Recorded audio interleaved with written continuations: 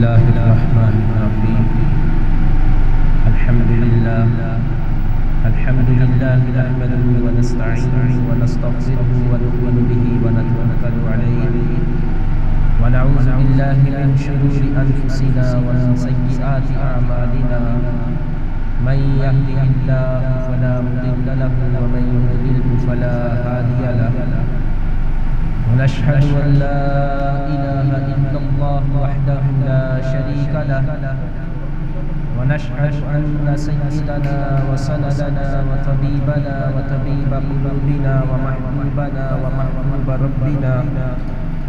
وحبيبنا وشفيعنا ومشفوعنا وشفاء صدورنا وقرة أعيننا وأعلانا وأولانا ومولانا وملجأنا ومأوانا محمدا عبده ورسوله أما بعد فأعوذ بالله من الشيطان الرجيم بسم الله الرحمن الرحيم فمن حاجك فيه من بعد ما جاءك من العلم فقل تعالوا ندعو أبناءنا وأبناءكم ونساءنا ونساءنا ونساءكم وأنفسنا وأنفسكم ثم نبتهل فنجعل لعنة الله على الكاذبين صدق الله العظيم وصدق رسوله النبي الكريم الأمين ونحن على ذلك لمن الشاهدين والشاكرين والحمد لله رب العالمين. قال الله تبارك وتعالى في شان حبيبه مخبرا وآمرا إن الله وملائكته يصلون على النبي يا أيها الذين آمنوا صلوا عليه وسلموا تسليما.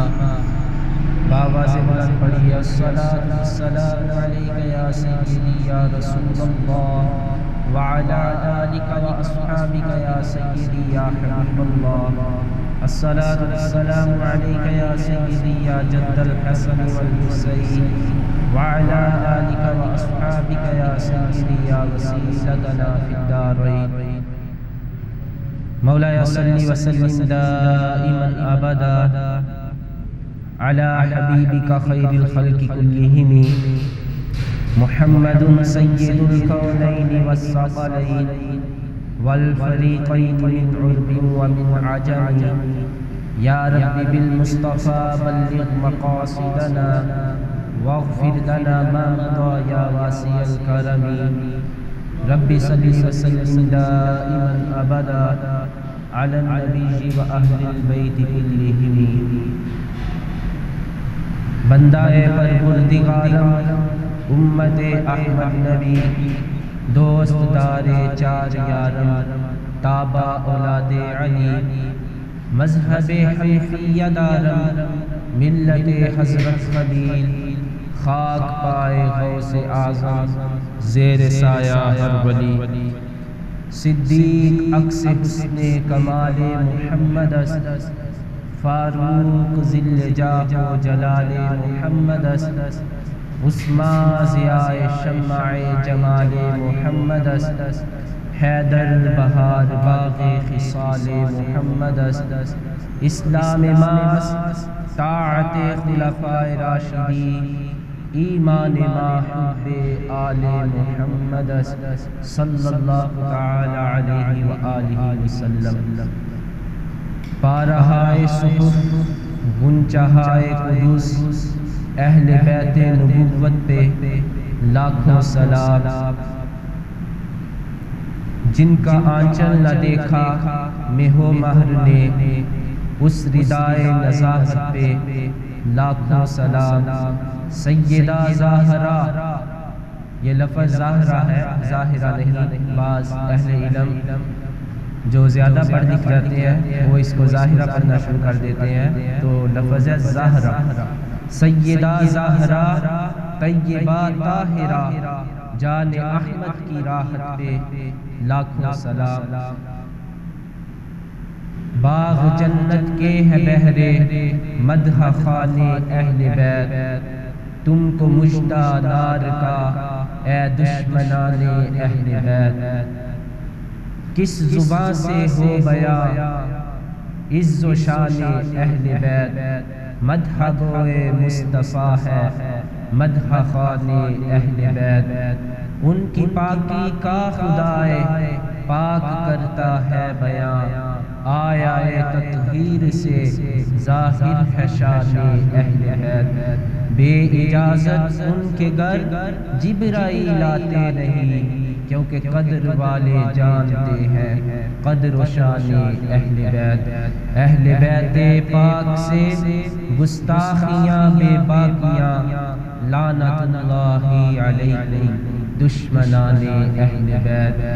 بے ادب گستاخ لوگوں کو سنا دو اے حسن، یوں کہا کرتے ہیں سنی داستان اہل بیت۔ اللہ تبارک و تعالی جل ذکرہ و عز اسمہ کی حمد و ثنا حضور نبی اکرم نور مجسم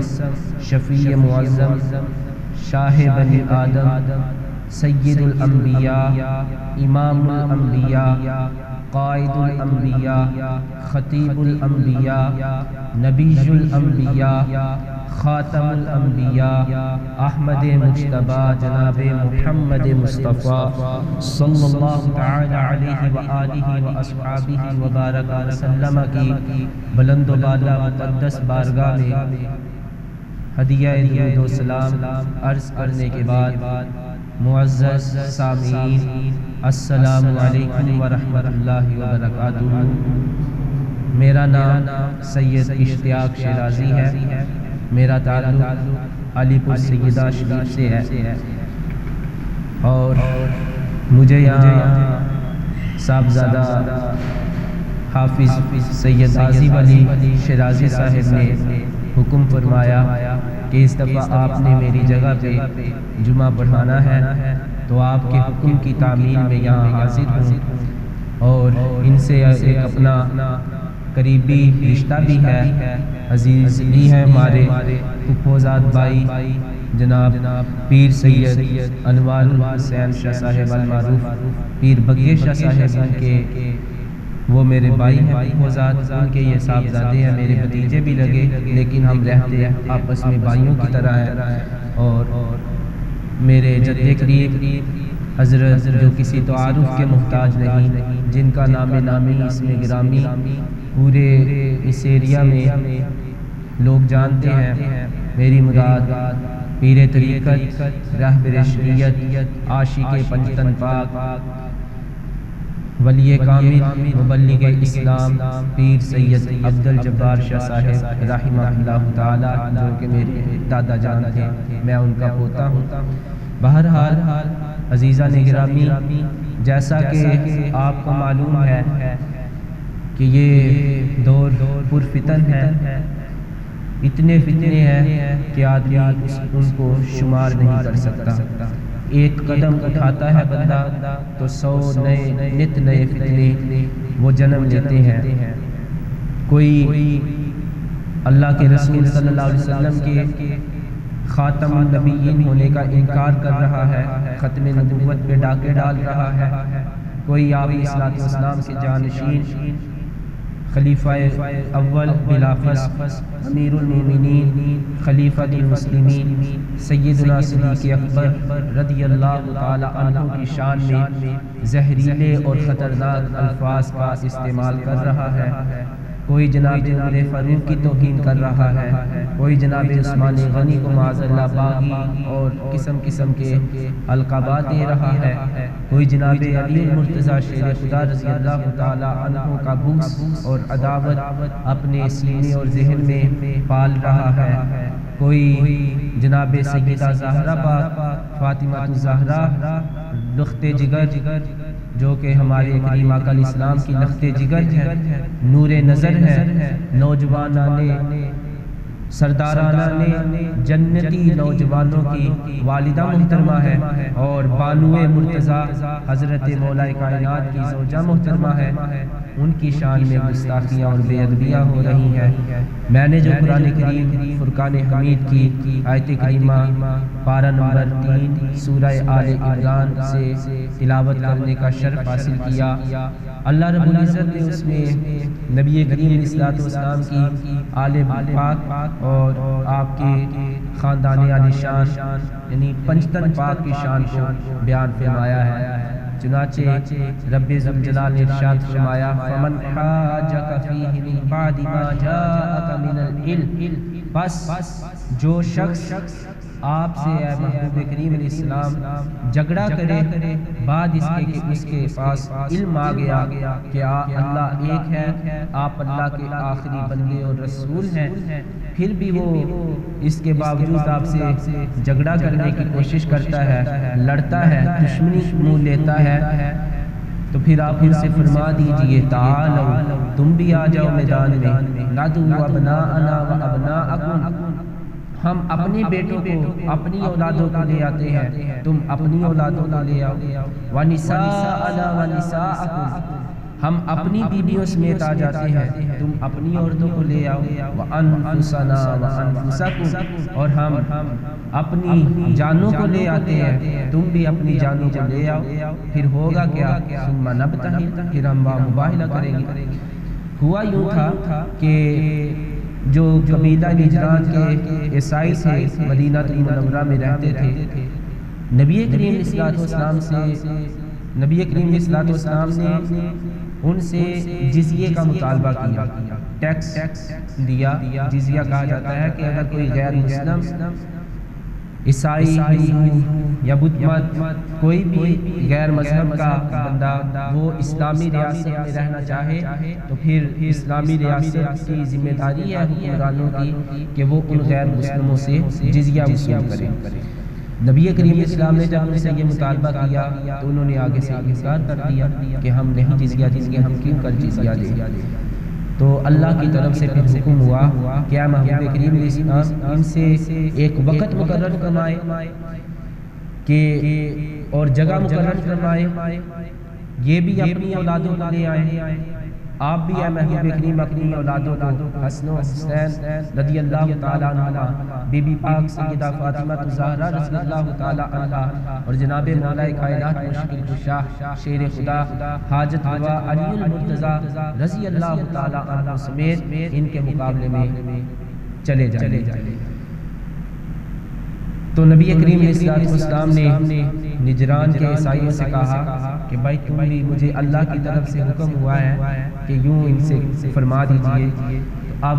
تم واپس جاؤ، مشورہ کرو آپس میں بیٹھ کے اور اپنے میں سے ایک بڑا معتبر شخص مقرر کرو، پھر اپنے قبیلے کی عورتوں، بچوں اور نوجوانوں سمیت ہمارے سامنے آؤ، پھر ہم دعا کریں گے، جو سچا ہوا وہ بچ جائے گا اور جو جھوٹا ہوا، جو تم جزیے سے انکار کر رہے ہو، اگر تم جزیہ نہ دینے پر بجانب حق بجانب ہو تو پھر تم بچ جاؤ گے، اور اگر تم جھوٹے ہو، سچے نہیں ہو تو پھر تم تباہ ہو برباد ہو جاؤ گے، ہلاک و نابود ہو جاؤ گے۔ چنانچہ وہ قبیلہ نجران کے لوگ واپس گئے، انہوں نے اپنے میں سے ایک شخص عاقب نامی کو مقرر کیا اور کہا کہ تم نبی کریم علیہ السلام سے یہ جو دعا کا مباہلے کا چیلنج کیا گیا ہے اس کو قبول کرو۔ تو اس نے کہا ٹھیک ہے۔ نبی کریم علیہ السلام اگلے دن وقت مقررہ پر متعین جگہ پر جب جانے کا وقت ہوا تو عیسائی پہلے وہاں موجود تھے، آ چکے تھے، اور نبی کریم علیہ السلام ادھر سے تشریف لا رہے تھے۔ آپ کے ہاتھ میں جناب امام حسن مجتبیٰ رضی اللہ تعالی عنہ کا ہاتھ مبارک اور آپ کی گود مبارک میں امام عالی مقام سید الشہداء حضرت امام حسین رضی اللہ تعالی عنہ تشریف فرما تھے۔ اور آپ کے پیچھے جناب سیدہ زہرا طیبہ طاہرہ عابدہ زاہدہ فاطمہ رضی اللہ تعالی عنہا و سلام اللہ علیہا تھی، اور ان کے پیچھے مولا کائنات امیر المومنین خلیفۃ المسلمین جناب علی المرتضیٰ شیر خدا رضی اللہ تعالی عنہ تھی۔ حالانکہ ہونا یہ چاہیے تھا، اگر شرع شریف کی روح سے دیکھا جائے تو بی بی پاک سب سے آخر میں ہوتی، اور جو آپ کے زوج مکرم جناب علی المرتضیٰ تھے وہ ان سے آگے ہوتے، لیکن یہ ترتیب الٹ گئی کہ بی بی پاک کو درمیان میں رکھا گیا، نبی پاک علیہ السلام آگے تھے اور پیچھے جناب علی المرتضیٰ شیر خدا رضی اللہ تعالیٰ عنہ کی ذات گرامی تھی۔ تو علماء اس میں حکمت یہ بیان فرماتے ہیں کہ بی بی پاک چونکہ پردے کی پیکر تھی، شرم و حیا کی راہبر تھی، تو آپ اس وجہ سے درمیان میں قصداً دونوں ہستیوں کے درمیان میں چلی تاکہ کسی غیر محرم کے قدم ان کے قدموں پر نہ آئیں۔ اسی لیے فاضل بریلوی اعلیٰ حضرت امام احمد رضا خان رحمت اللہ علیہ فرماتے ہیں، جن کا آنچل نہ دیکھا مہو مہر نے اس ردائے نزاہت پہ لاکھوں سلام۔ یہ کون بی بی پاک ہے، یہ کون مقدس ہستی ہے کہ اگر تلاوت قرآن کریم میں مشغول ہو جائیں اور ساری رات تلاوت قرآن کریم کرتے گزر جائیں، اور صبح جب طلوع ہونے کا وقت ہو تو انجانے میں قرآن کریم کے جلووں میں، اس کی لذتوں میں اس قدر محب ہوں کہ انجانے میں آپ کی پیشانی کے بال مبارک نظر آ جائے، ادھر رب ذوالجلال کو شرم محسوس فرمائے، سورج کو نکلنے کی اجازت عطا فرمائے۔ سورج نہ اس وقت تک نکلا جب تک بی بی پاک رضی اللہ تعالی عنہا کے پیشانی کے بال مبارک نظر آتے رہے۔ تو مسجد نبوی شریف میں حضرات صحابہ کرام رضوان اللہ تعالی علیہم اجمعین نبی کریم علیہ الصلوۃ والسلام کی معیت میں نماز فجر کی ادائیگی کے بعد بیٹھے ہیں، چاشت و اشراق کی نماز کا انتظار کر رہے ہیں، لیکن سورج کے نکلنے کا نام تک نہیں لے رہا۔ اتنے میں اللہ کی طرف سے وحی نازل کی گئی نبی کریم اسلام کی طرف کہ اے محبوب کریم، آپ کی لخت جگر نور نظر بی بی فاطمہ الزہرا رضی اللہ تعالی عنہا کے پیشانی کے چند مبارک بال نظر آنے لگے، ان کا دوپٹہ، ان کا آنچل وہ قرآن کریم کی لذتوں میں اس قدر مہستی کے سر سے سرک گیا، اور میں یہ شرم رب ذوالجلال والاکرام نے فرمایا کہ میں اس بات سے شرم محسوس کرتا ہوں کہ میرے محبوب کریم اسلام کے جگر کے ٹکڑے اور لخت جگر نور نظر کی پیشانی مبارک کے بال مبارک نظر آئے اور میں سورج کو نکال لوں، مجھے اس بات سے حیا آتی ہے۔ تو حضرت علی المرتضیٰ شیر خدا کو حکم فرمایا نبی کریم اسلام نے کہ آپ گھر تشریف لے جائیں اور دیکھیں بی بی پاک رضی اللہ تعالی عنہ کا کیا معمول ہے۔ تو حضرت علی رضی اللہ تعالیٰ عنہ آپ کی خدمت میں پہنچے، اگر ان کے نبی پاک علیہ السلام نے ساتھ تاکید فرمائی کہ اگر ان کے پیشانی کے بال مبارک نظر آ رہے ہیں تو آپ آنچل کو سر پہ رکھنے کا حکم ارشاد فرمائے۔ چنانچہ حضرت علی رضی اللہ تعالیٰ عنہ گھر تشریف لائے، دیکھا کہ نبی کریم علیہ السلام کی لخت جگر اور آپ رضی اللہ تعالیٰ عنہ حضرت علی کی زوجہ محترمہ بی بی فاطمہ الزہرا رضی اللہ تعالیٰ عنہا کے پیشانی مبارک کے چند بال نظر آ رہی ہیں۔ تو آپ نے حکم فرمایا کہ ادھر رب کی طرف سے وحی ہوئی ہے محبوب کریم اسلام کو کہ اپنے بالوں کو چھپا لیجئے، سر کو ڈانپ لیجئے، باہر سورج ہی نہیں نکلا۔ پھر اس وقت تلاوت قرآن کریم کو آپ نے موقوف فرمایا، سر پہ آنچل لیا، سر پہ آنچل لینے کی دیر تھی کہ رب ذوالجلال نے سورج کو طلوع فرما دیا۔ مسجد نبوی میں سرکار دو عالم صلی اللہ علیہ وآلہ وسلم کی معیت میں حضرات صحابہ کرام رضوان اللہ تعالی علیہم اجمعین نے چاشت و اشراق کی نماز ادا فرمائی۔ یہ وہ خاتون ہے کہ جن کا آنچل نہ دیکھا مہو مہر نے اس ردائے نزاہت پہ لاکھوں سلام۔ چلے بہرحال نبی کریم علیہ السلام جب ان کے مد مقابل ہوئے، نجران کے عیسائیوں کے سامنے آئے، تو ان کا جو بڑا پادری تھا عیسائیوں کا، وہ کہنے لگا کہ اے گروہ نصارہ، اے عیسائیوں، اللہ کی قسم میں ایسے مبارک چہروں کو دیکھ رہا ہوں، اگر یہ ہاتھ اٹھا کے رب کے حضور دعا فرما دے تو رب ان کی دعا کو کبھی رائگاں نہیں فرمائے گا، رد نہیں فرمائے گا۔ اگر انہوں نے پہاڑ کو اپنی جگہ سے ہٹ جانے کی اپنے رب کے حضور دعا کر دی تو رب ذوالجلال ان کی دعا کو رد نہیں فرمائے گا بلکہ پہاڑ کو اپنی جگہ سے ہٹا دے گا۔ تو سرکار دو عالم صلی اللہ تعالیٰ علیہ وسلم سے ان لوگوں نے، عیسائیوں نے معذرت کی، انہیں مقام پنجتن اور مقام آل، مقام اہل بیت پاک سمجھ آ گیا کہ سرکار دو عالم صلی اللہ علیہ وسلم کی آل سے، آپ کی اہل بیت سے، پنجتن پاک سے ٹکر دینا یہ تباہی و ہلاکت کو منہ لینا ہے، یہ خدا کے عذاب کو دعوت دینے کے مترادف ہے۔ پھر نبی کریم اسلام سے جب انہوں نے معذرت کیا کہ ہم یہ آپ سے مباہلہ نہیں کریں گے، مباہلہ کا تو مفہوم جیسا کہ میں نے شروع میں عرض کیا کہ دو مد مقابل جب ایک حق بجانب اور دوسرا باطل پہ ہو تو پھر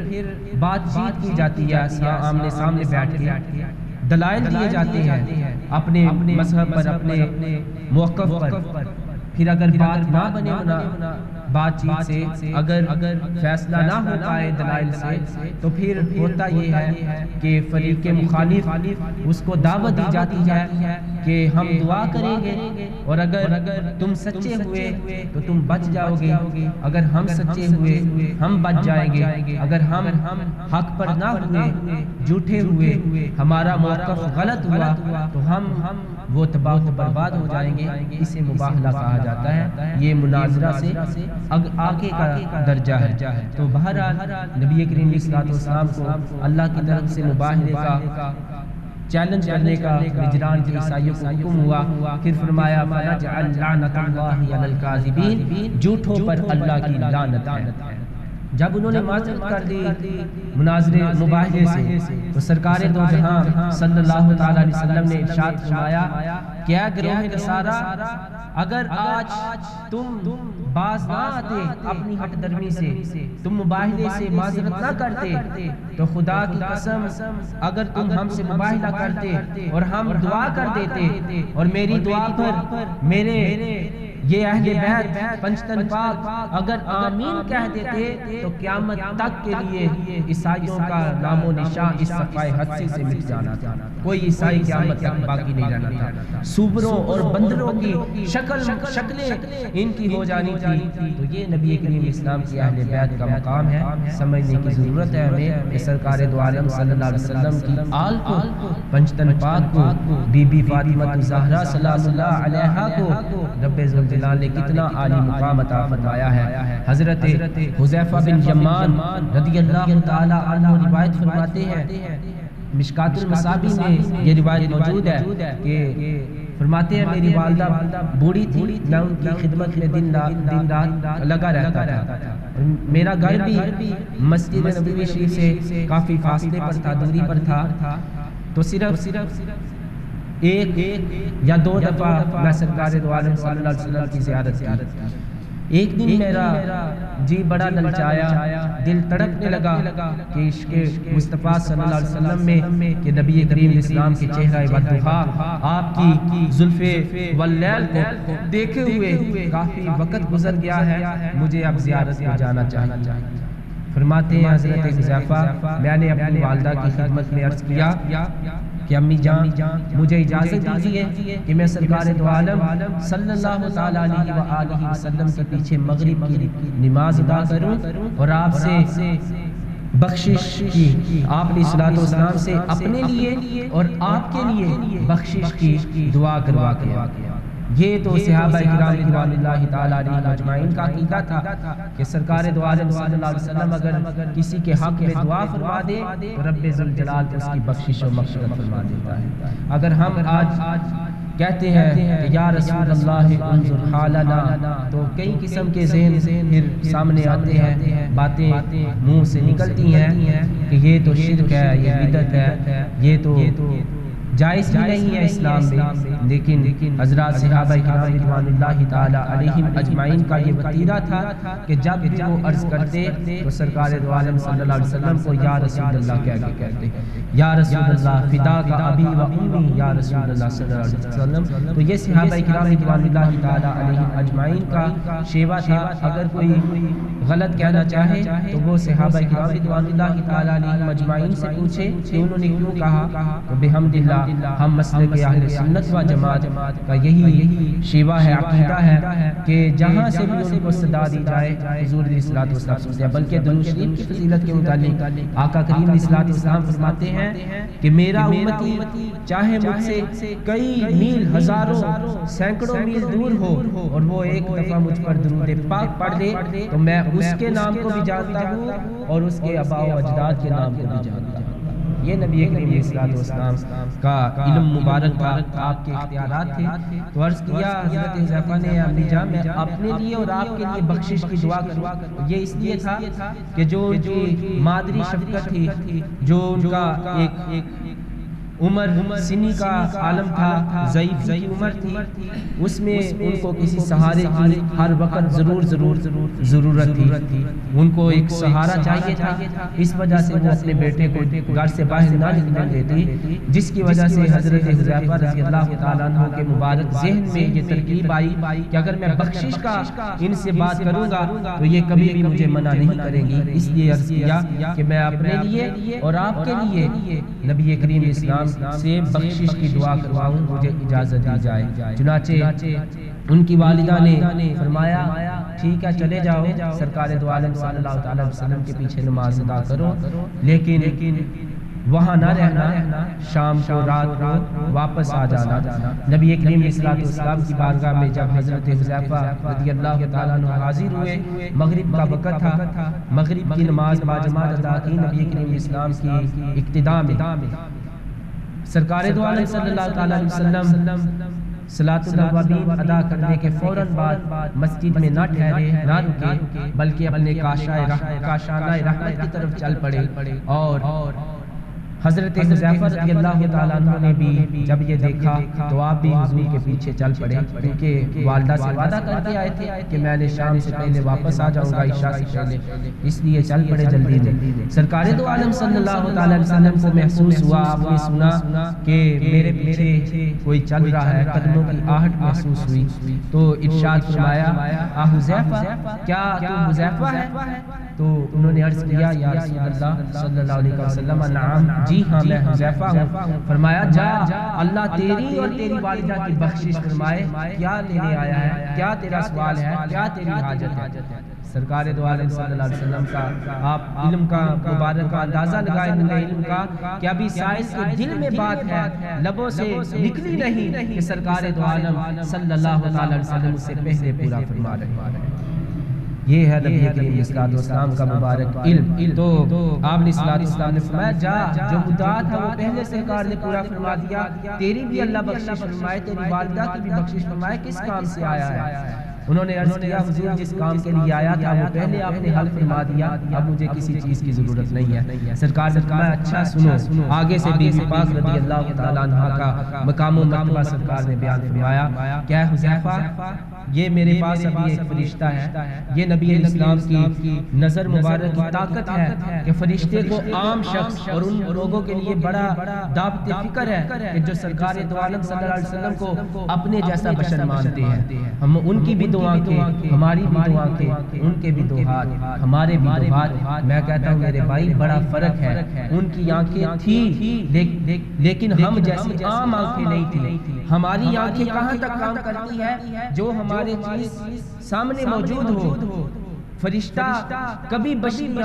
آنکھ سے دیکھا نہیں جا سکتا، لیکن سرکار دو عالم صلی اللہ علیہ وسلم کے مبارک نظر کا عالم یہ ہے کہ آپ فرشتوں کو بھی ملاحظہ فرماتے ہیں، آپ عرش کے پار جو فیصلے ہوتے ہیں ان کو بھی ملاحظہ فرماتے ہیں۔ بیٹھے مدینہ المنورہ مسجد نبوی شریف میں ہوتے ہیں، لیکن خبریں قیامت تک کے لوگوں کی ارشاد فرما دیتے ہیں۔ تو یہ سرکار دو عالم صلی اللہ علیہ وسلم کی نظر مبارک کا کمال ہے۔ اس لیے آپ ہمارے جیسے بشر نہیں، بشر ضرور ہے، حضور کی جو بشریت کا انکار کرے وہ بھی دائرہ اسلام سے خارج، اور جو حضور کی نورانیت کا انکار کرے وہ بھی دائرہ اسلام سے خارج۔ صحیح عقیدہ کیا ہے کہ حضور علیہ الصلوۃ والسلام افضل البشر، عام بشر نہیں، سید البشر ہے، خیر البشر ہے، افضل البشر ہے۔ یہ حضور علیہ الصلوۃ والسلام کی شان ہے۔ آپ نے فرمایا یہ فرشتہ ہے جو اس سے پہلے کبھی زمین پہ اترا نہیں، آج پہلی دفعہ یہ آیا ہے، اور اس نے آ کے مجھے یہ خوشخبری سنائی ہے کہ حضور علیہ الصلوۃ والسلام آپ کی جو نور نظر، لخت جگر پارا جگر ہے، جناب سیدہ فاطمہ الزہرا رضی اللہ تعالی عنہا، وہ جنتی نوجوانوں کی سردار ہے، جنتی عورتوں کی سردار ہے۔ تو ان کی شان میں اگر کوئی چاہے جتنا بڑے علمی مقام میں پہنچ جائے، اگر وہ ان کی شان میں بے ادبی کرے گا، گستاخی کرے گا، تو وہ یقیناً سرکار دو عالم صلی اللہ تعالی علیہ وسلم کے سب سے پہلے جگر کو ٹھیس پہنچائے گا، دکھائے گا، پھر اس کے بعد جو دنیا بھر میں بسنے والے کروڑوں آپ کی بیٹے ہیں، روحانی سادات کرام ہیں، ان کے دلوں کو ٹھیس پہنچائے گا۔ تو یہ بات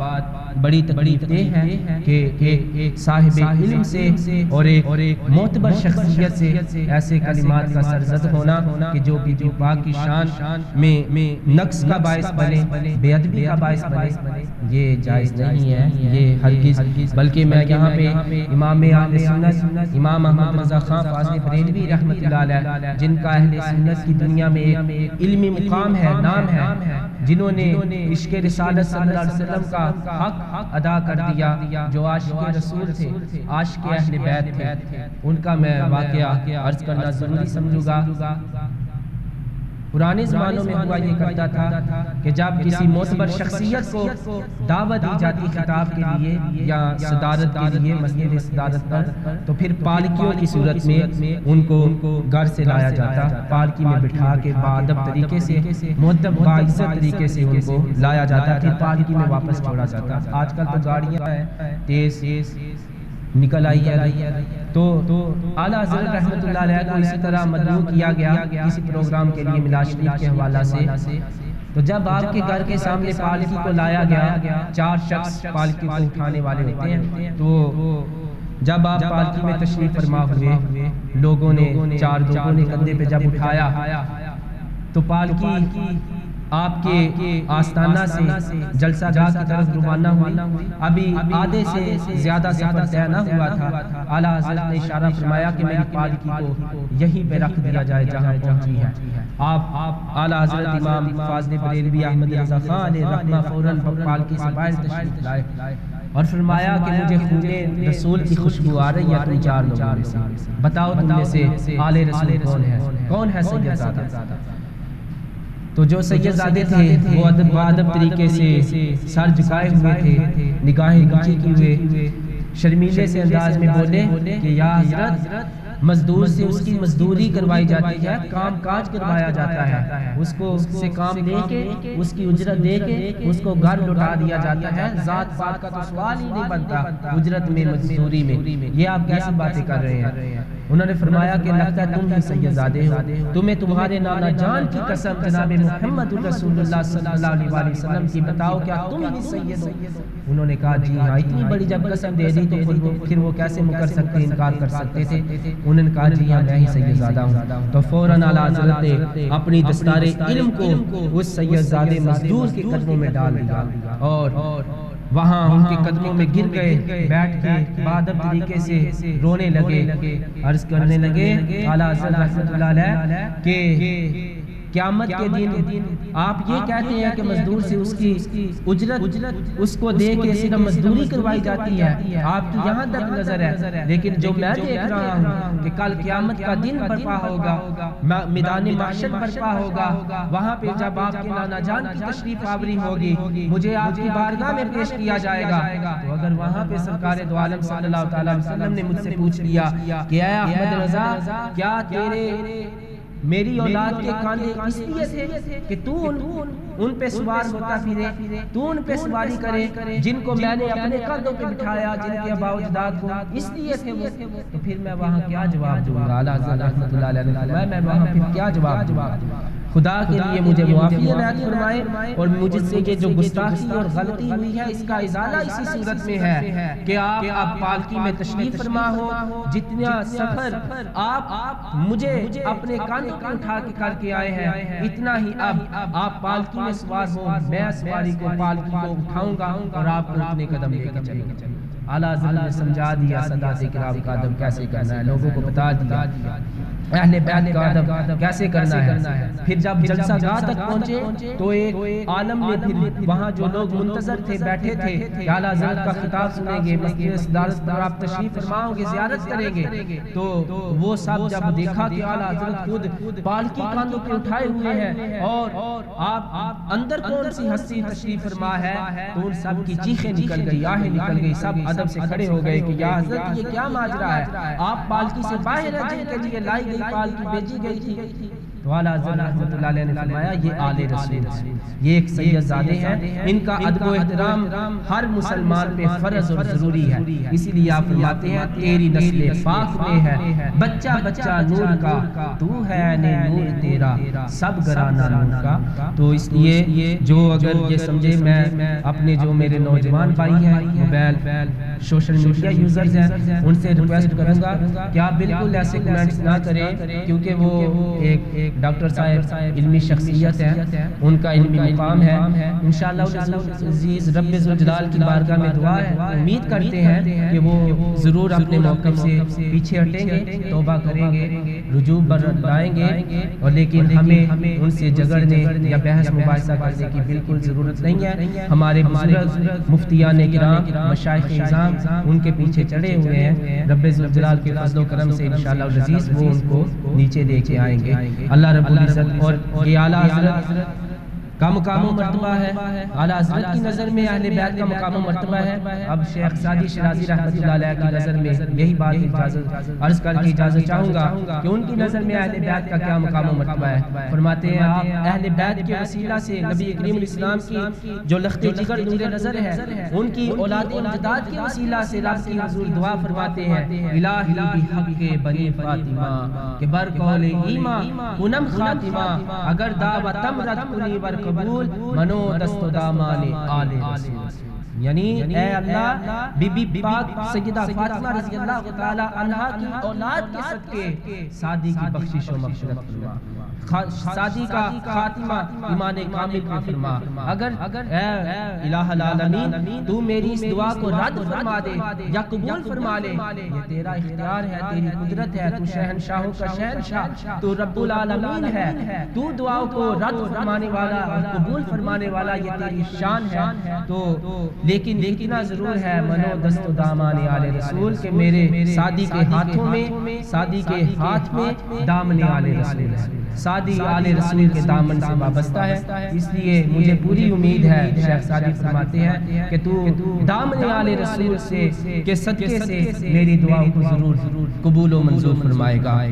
اور یہی ہمیں بزرگوں نے سبق دیا کہ اہل سنت کا ہے بیڑا پار، اصحاب حضور نجم ہے اور ناؤ ہے، اطرت رسول اللہ کی صلی اللہ تعالی علیہ وآلہ وسلم۔ اللہ رب العزت کی بارگاہ میں دعا ہے کہ اللہ رب العالمین ہمیں سادات کرام اور بالخصوص سیدہ طیبہ زہرا فاطمہ الزہرا کا ادب و احترام کرنے کی توفیق عطا فرمائے، آپ کے صحابہ کرام کا ادب و احترام بجا لانے کی توفیق عطا فرمائے۔ وآخر دعوانا ان الحمد للہ۔